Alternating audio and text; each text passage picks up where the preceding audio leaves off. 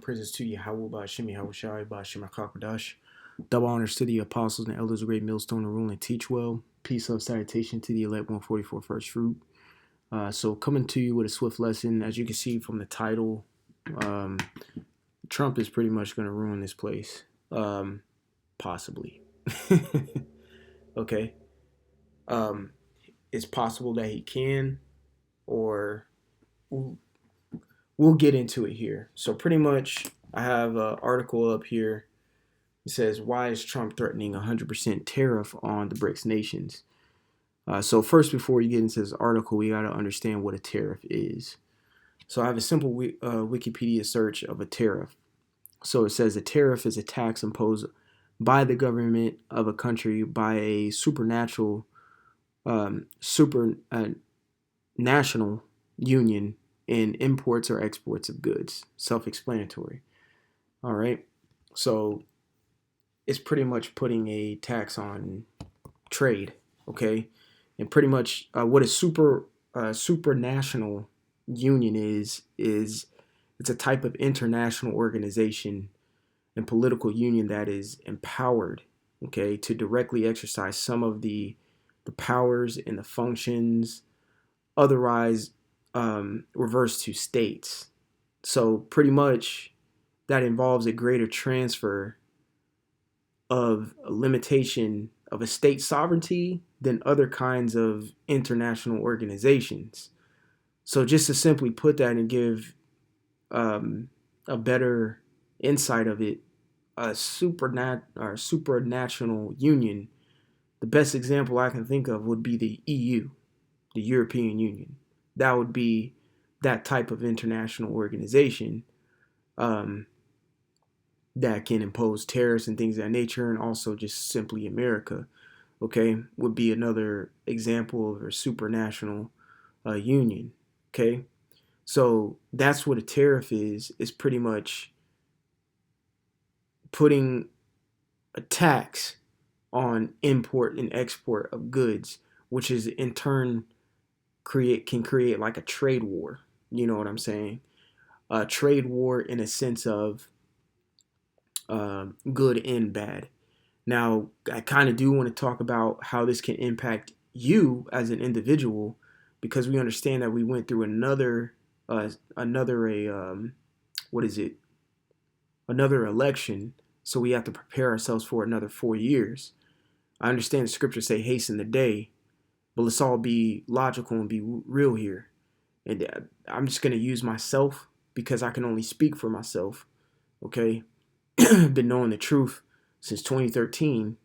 I never thought it would be this long. You see what I'm saying? Therefore, you need to prepare yourself for the next incoming 4 years. Whether you want to think about it or not, it would be wise for you to do so, but yet still finding the medium and also the balance of hasting in the day as well, and understanding that this could pop off at any time. Therefore, preparing for 4 years and hastening in the day can be synonymous to one another, because yet you're still preparing for both. Okay? So let's read a little bit about this article from CBS News. It says, why is Trump threatening 100% tariff on the BRICS nations? It says President-elect Donald Trump on November 30th threatened to slap a 100% tariff on a group of 9 nations, the so-called BRICS, if they try to replace the US dollar with another currency. So you can also say what Donald Trump is saying is shit talking or a shot in the wind, or a poker face, or he might be dead serious. All right. In most cases, according to which we're going to get into the history of Trump doing tariffs and sanctions and things of that nature, he could be dead serious here.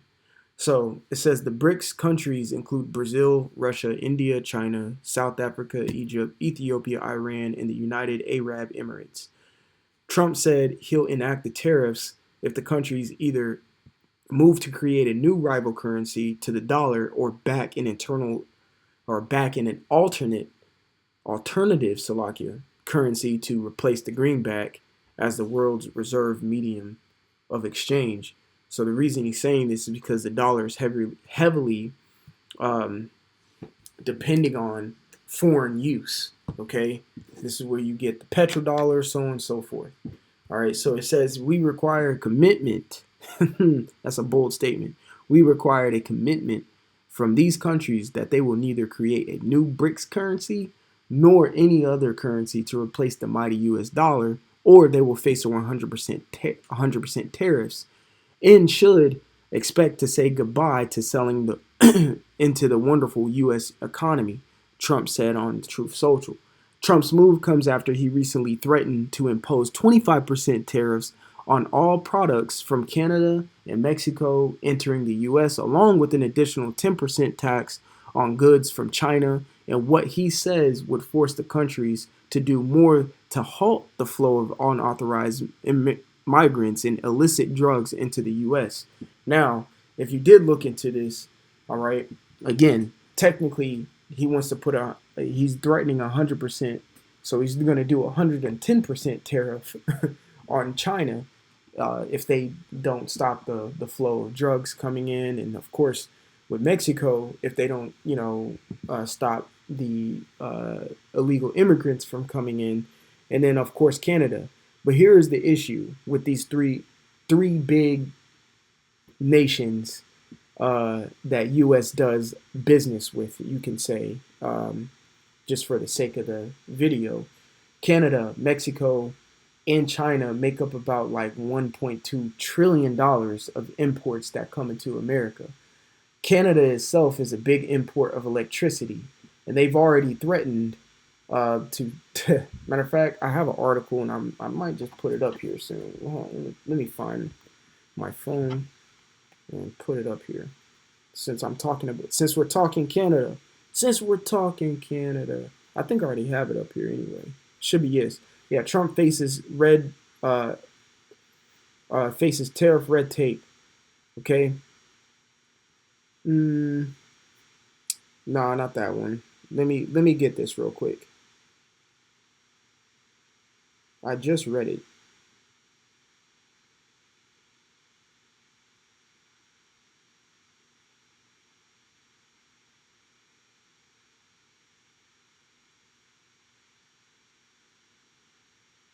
So like, give me a second.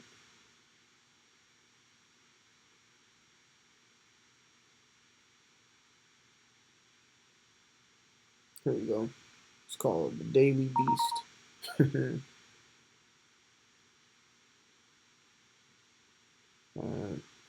Actually, let me do this one.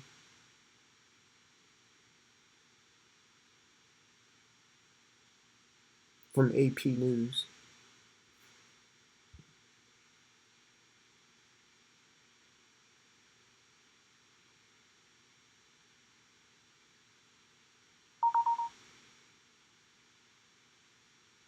All right. So this is from AP News, and this is a retaliation, you can say. So Ontario to restrict electricity exports to U.S. and bar American-made alcohol if Trump tariffs applied. Okay, so this guy is this guy here, his name is Doug Ford. This dude right here, he's like the top dude in Ontario, and this is what he's saying. He's like, if you put that tariff on us, then we're gonna slap a tariff on you, and then in turn we're gonna halt electricity exports. So we're gonna turn the power off on your bitch ass. All right. So let's go back to the other one. Okay. So Canada makes up about like $490 something billion worth of import export. Same thing with Mexico. That's where we get all the avocados and stuff like that from. And of course, everything is made from China, and they make up about like from imports about like half a trillion dollars that come in annually to the United States, and Trump is threatening to slap a tariff on them. So let me give you some benefits of what a tariff can do, because The scriptures also do say, um, matter of fact, let me see if I can get it real quick.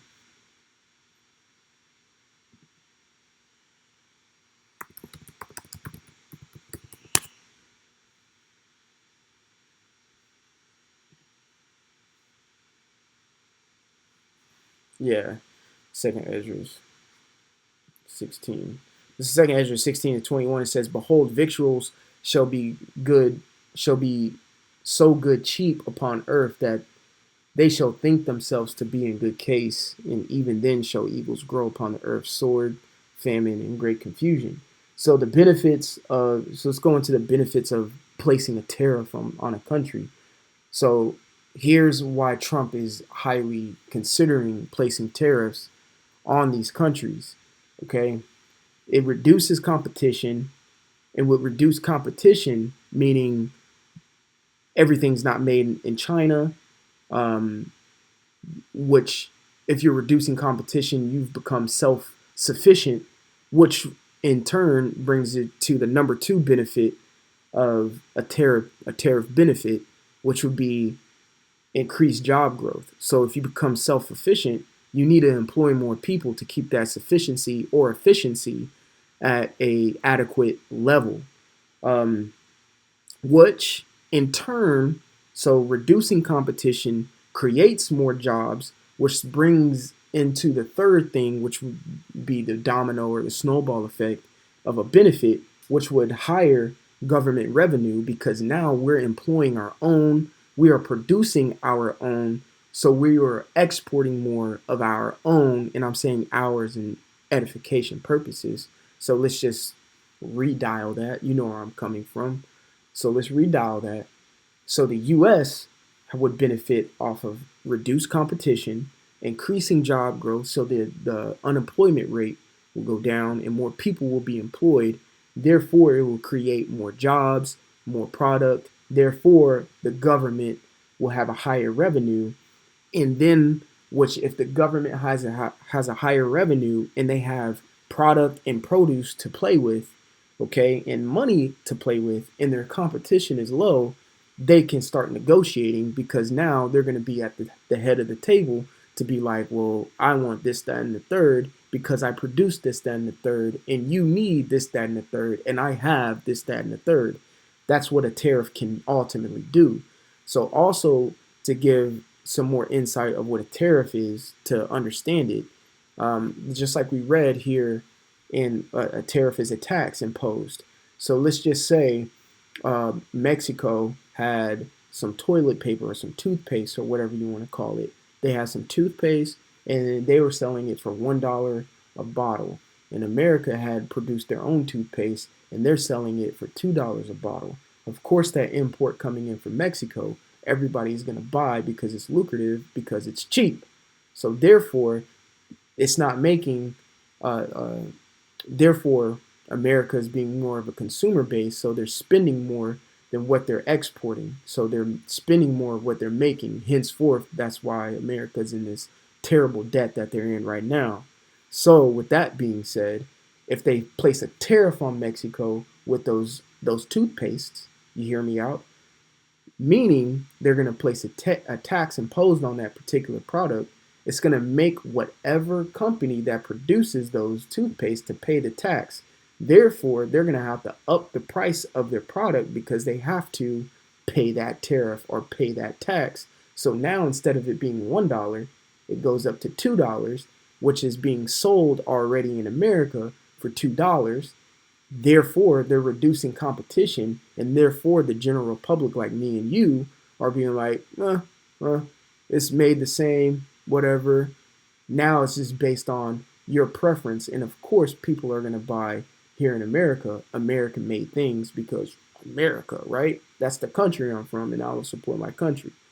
That's what a tariff would do, okay? Which then for those four little benefits that I said, reducing competition, increasing job growth, higher government revenue, and the trade negotiations can start going into play.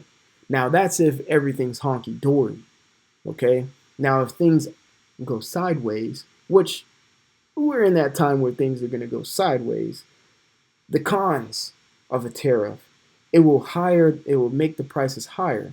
So if you're making prices higher, therefore what we're experiencing already in life, cost of living is going crazy. Okay, therefore people are going to cut back on spending, and America's big on the consumer based side of the economy because that's really what keeps shit going. That's why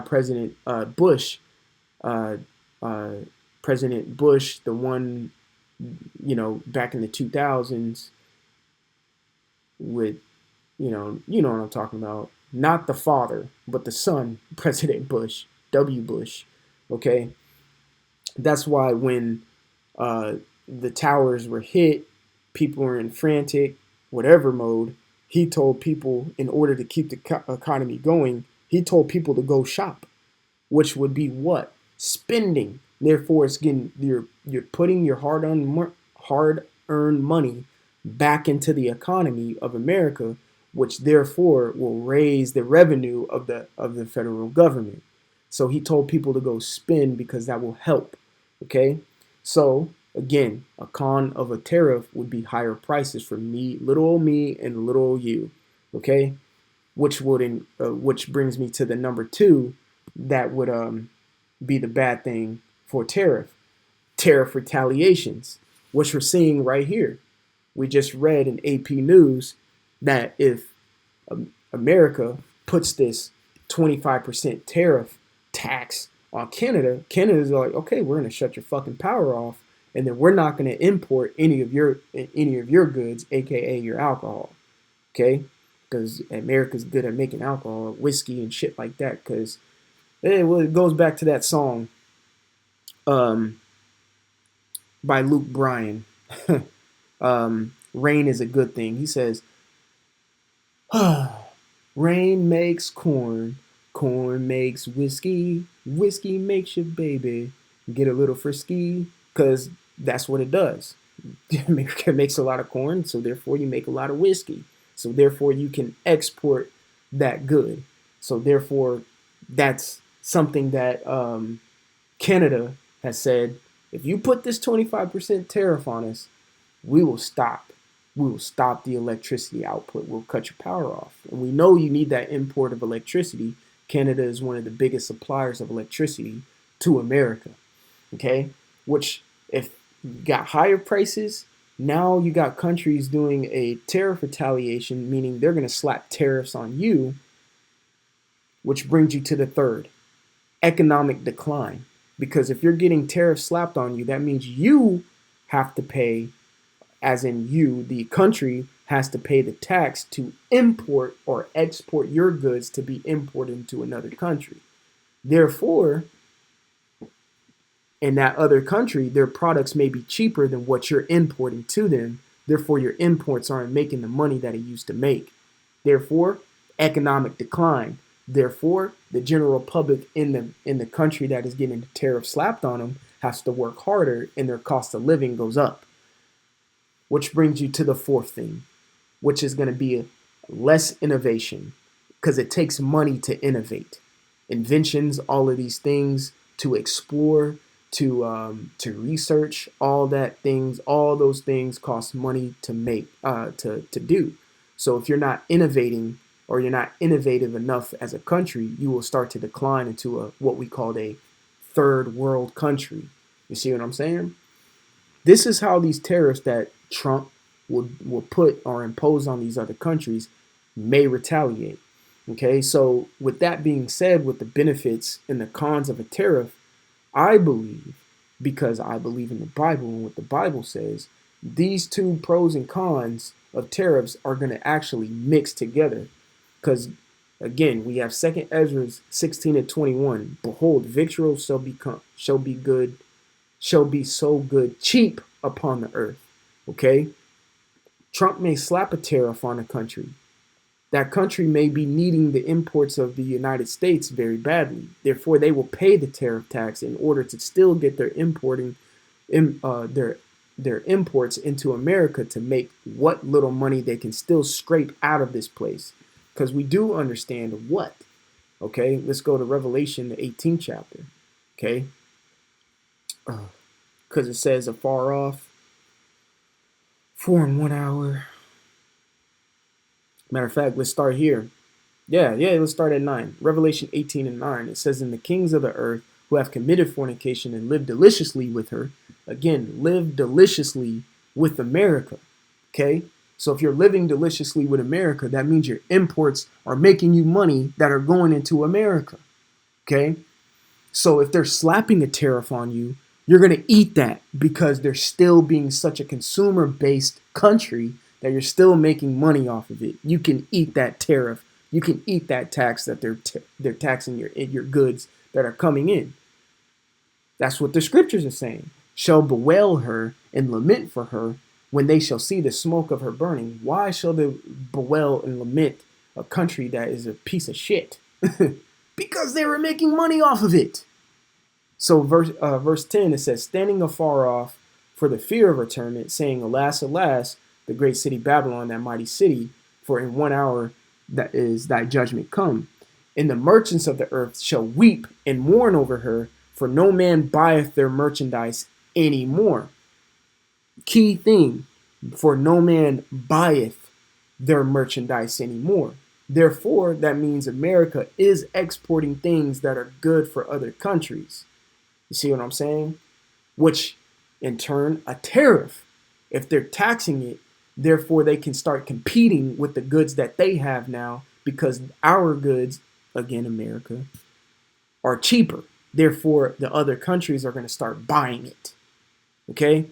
Now, of course, you keep going down in this chapter, it's going to start telling you all the little precious golds and silvers and things that America has to offer, which it does. So going back to 2 Ezra 16 and 21, it says, "Behold, victuals shall become so good cheap upon earth." This is why I think the pros and cons of a tariff, according to prophecy, are going to mix with one another.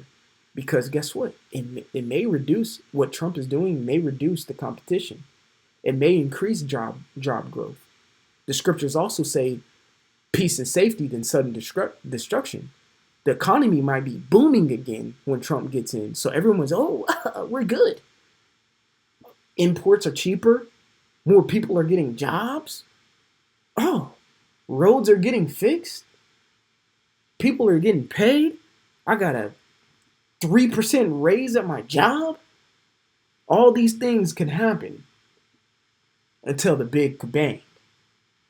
You see what I'm saying? Habakkuk, the 2nd chapter. "Shall not all these things take up a parable against him?" Habakkuk 2 and 6. "Shall not all these things take up a parable against him, and a taunting proverb against him, and say, Woe to him that increaseth that which is not his?" Because Trump may get a little bit too reaching with the tariffs, and he start digging into other things. It says, "How long? And to him that ladeth himself with thick clay," which is that debt. Okay? Ultimately, it may implode, which ultimately the scriptures are right, and it will implode. We're seeing something. Now, with that being said, these tariffs Trump is going to imply, ultimately is going to, like it says here, Trump faces tariff red tape. Okay? It says why it matters. Presidents have expansive power over trade policy, but the power is derived from a specific legal provisions that dictate multi-step processes for deploying that power. Okay, that means the businesses may not face the overnight imposition of a large-scale tariff, but instead have time to prepare their supply chains, the opportunity to seek exclusions for goods they have no choice but to import. At least the extent of President-elect Trump follows his first term trade playbook, like I was saying in the inception of this video. He's done this before, so he can either be showing a poker face, or he really may be fucking serious about this. We'll see. So flashback, in Trump's previous term, authority for tariffs came from Section 201 and 301 of the Trade Act of 1974. Elder Apostle Aramlab did a video on how these Edomites use laws from way back when. He did this back when he was in office in 2018 or 2020, whatever you want to call it. Okay, he used an act from 1974. It says allowing the president to target practices by trade partners that hurt U.S. businesses, and Section 232 of the Trade Expansion Act of 1962 on national security grounds. Each statute describes a process for how the authority can be invoked. For example, Section 301, which both Trump and Biden administrations have used to target Chinese goods, requires that the Office of the United States Trade Representative complete an investigation that includes consultation, I can't pronounce it, with the foreign government involved in all U.S. interest groups to comment. See, it's kind of the same thing that's happening now. He's forcing Canada, Mexico, and China to comment on the drug import, smuggling, immigrants, or I'm going to place a tariff on your ass. We're seeing something that can ultimately affect us on the day-to-day. So with that being said, a little bit of wisdom. Start stocking up. All right? Start getting your finances in order. If you're in debt, try to pay your debt off. Okay? Start investing in some minerals, as in metals, precious metals, gold, silver, copper, whatever you need to do. Okay? But also, mainly, get your mind right. All right? Spiritually, mentally, start getting your mind right, because this could pop off. We'll see what this tariff act that Trump is going to do. We'll see if it happens, and if it doesn't, it doesn't. If it does, we'll see the repercussions. Me personally, I think it's going to be a mix of the benefits, the pros and cons, and ultimately the cons are going to overbear the benefits. The benefits are going to take place for a little bit, and then the cons are going to hit hard. All right. So, Lord willing, this was edifying. I want to give all glory, honor, and praises to Yahweh, Ba'ashim Yahushai, Ba'ashim HaKakodash. Double honors to the apostles and elders of Great Millstone who rule and teach well. Peace, love, salutation to the elect 144 first fruit. It's Brother Kosh Kwal. Until the next time, we'll say shalom. And like always, repent, for Yahushua is coming back sooner than what me and you believed. All right, shalom.